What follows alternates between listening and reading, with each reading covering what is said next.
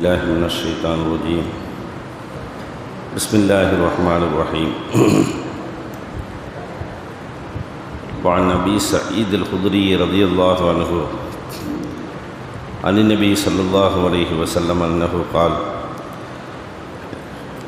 إياكم والجلوس في الطرقات كما ورد في الحديث الآخر أو كما قال رسول الله صلى الله عليه وسلم.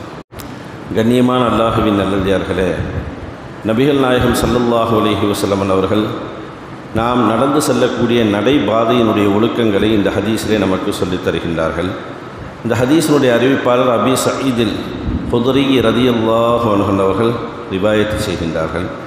இந்த செய்தி முஸ்லிம் ஷரீஃபிலே 2121வது ஹதீஸாகவும் அபூதாவுதிலே 4815வது ஹதீஸாகவும் பதிவாகி இருக்கிறது. நபிகள் நாயகம் ஸல்லல்லாஹு அலைஹி வஸல்லம் அவர்கள் சொன்னார்கள், இய்யாக்கும் உங்களை நான் எச்சரிக்கை செய்கின்றேன், வல் ஜுலூஸ ஃபித் துர்காத் பாதையிலே அமர்வதை விட்டும் உங்களை நான் எச்சரிக்கை செய்கின்றேன் என்று சொன்னார்கள். நாம் நடந்து செல்லக்கூடிய நடைபாதைகள், அந்த நடைபாதைகளிலே நாம் அமர்ந்து கொண்டு கண்டகளிய பேச்சுக்களை பேசுவதை விட்டும், அல்லது அந்த நடைபாதையிலே நம்மல்லாத மற்றவர்கள் நடந்து செல்வதற்கு இடையூறாக இருப்பது, இது போன்ற பல்வேறு விஷயங்களை விட்டும் உங்களை நான் எச்சரிக்கை செய்கின்றேன் என்று சொன்னார்கள். காலு சஹாபாக்கள் எல்லாம் கேட்டார்கள், யா ரசூல் அல்லாஹ், அல்லாஹுவின் ரசூலே, மாலனா மின் மஜாலிஸனா புத்துன் நதஹத்தஸு ஃபீஹா, அல்லாஹுவின் ரசூலே, எங்களுக்கு வேறு இடமில்லை, புத்துன் அவசியமாக அந்த நடைபாதையிலே நாங்கள் அமர்ந்து பேசக்கூடிய ஒரு தருணம், ஒரு சந்தர்ப்பம் எங்களுக்கு ஏற்படுகிறது.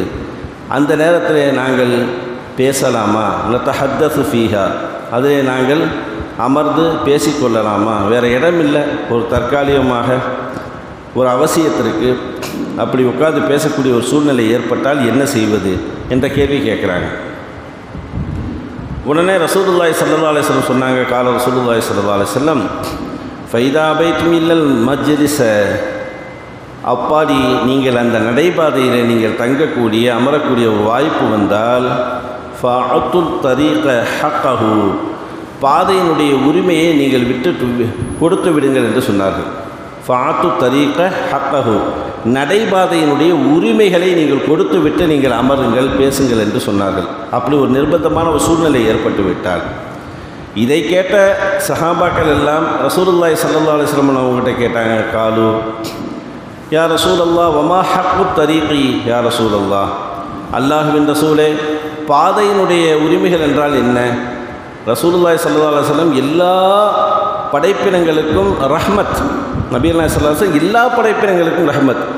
மனித இனம், ஜின் இனம், கால்நடைகள், புழுப்பூச்சிகள், பறவைகள், தட்டுமுட்டு சாமான்கள், நடைபாதைகள், இப்படி எத்தனை பொருட்கள் உலகத்தில் இருக்கிறதோ, மரசெடி கொடிகள், எல்லாவற்றுக்கும் ரசூலுல்லாஹி ஸல்லல்லாஹு அலைஹி வஸல்லம் ஒரு ரஹ்மத்தாக இருந்தார்கள். அந்த அடிப்படையில் நடைபாதைக்கும் நபிகள் நாயகம் ஸல்லல்லாஹு அலைஹி வஸல்லம் அவர்கள் ரஹ்மத்தாக இருக்கின்றார்கள்.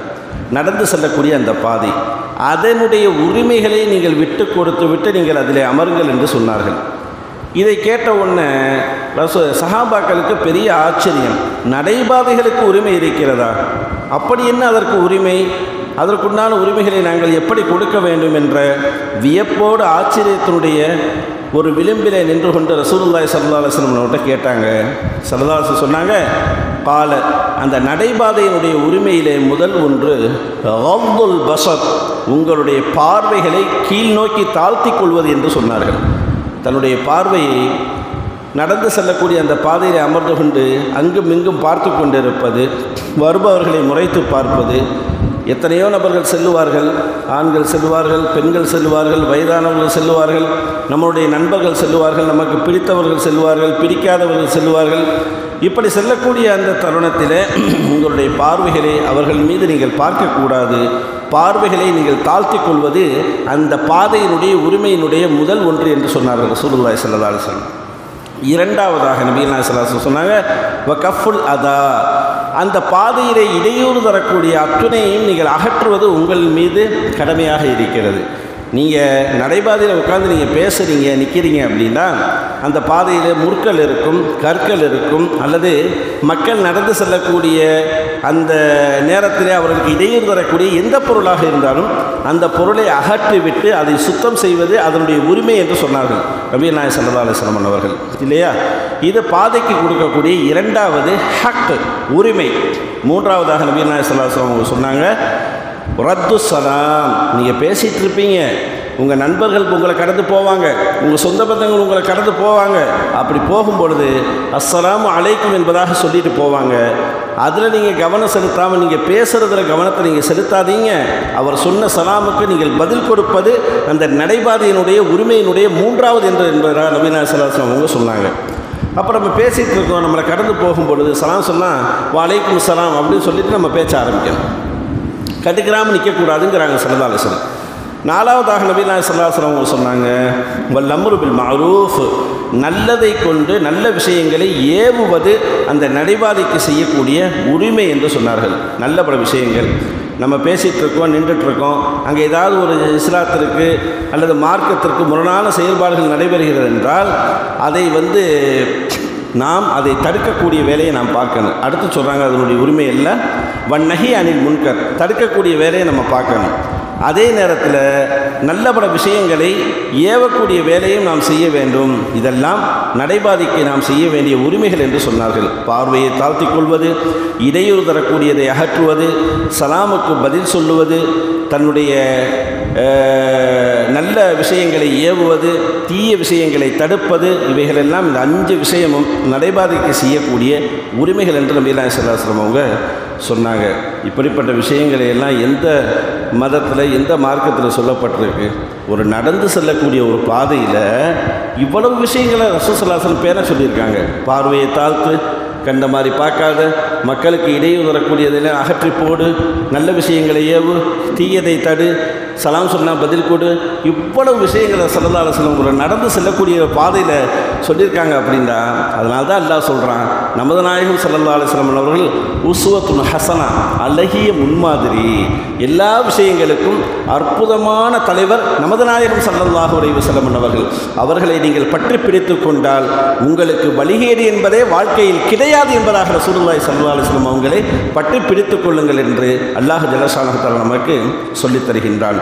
அதைத்தான் இந்த ஹதீஸில் சஹாபாக்கள் வியப்போடு கேட்கின்ற பொழுது அந்த வியப்பை அகற்றிவிட்டு இதெல்லாம் பட்டியல் என்பதாக ஸல்லல்லாஹு அலைஹி வஸல்லம் அவர்கள் போட்டு தருகின்றார்கள். கண்ணியமான அல்லாஹ்வின் நல்லடியார்களே, இன்று நாம் பார்த்தால் நம்மளுடைய இளைஞர்கள் நடைபாதைகளிலே அங்கும் இங்குமாக கூட்டம் கூட்டமாக நின்று கொண்டிருப்பது, கண்டகலிய பேச்சுக்களை பேசுவது, வரக்கூடியவர்களுக்கு ஒரு வெட்கத்தை ஏற்படுத்துவது. ஒரு கூட்டம் அணிக்கும் பொழுது பருவ பெண்கள், வயதான தாய்மார்கள் அவங்க செல்லும் பொழுது வெட்கப்படுவாங்க, எப்படி இந்த கூட்டத்தை கடந்து போகிறது? அப்போ பருவ பெண்கள் போகும்பொழுது என்ன செய்வாங்க? வெட்கப்படுவாங்க, இப்படி நிற்கிறாங்களே நம்ம எப்படி போகிறது? இதெல்லாம் அவர்களுக்கு செய்ய வேண்டிய அநீதி, செய்யக்கூடிய அநீதி. அப்போ அந்த அநீதியை விட்டும் இளைஞர்களாக இருக்கட்டும், மற்றவர்களாக இருக்கட்டும், நடைபாதையை ஃப்ரீயாக விட வேண்டும். அதனுடைய உரிமையை நாம் கொடுக்க வேண்டும். செல்ஃபோன்களை பார்த்து கொண்டு சுற்றி சூழ அமர்ந்து கொண்டிருப்பது, இதெல்லாம் நம்முடைய மார்க்கத்திலே தடுக்கப்பட்டிருக்கிறது என்பதை மட்டும் அழுத்தமாக இந்த ஹதீஸ் நமக்கு சொல்லித் தருகிறது. எல்லாம் வல்ல ரப்புல் ஆலமீன் ரசூலுல்லாஹி ஸல்லல்லாஹு அலைஹி வஸல்லம் அவர்கள் எந்தெந்த ஒழுக்க நெறிமுறை பாடங்களை நமக்கு கற்றுக் கொடுத்தார்களோ அதை முழுமையாக பின்பற்றி வாழக்கூடிய மேன் மக்களாக அல்லாஹ் நம் எல்லோரையும் ஆக்கி அருள் புரிவானாக. வாஹி தாவா அல்ஹம்துலில்லாஹி ரப்பில் ஆலமீன்.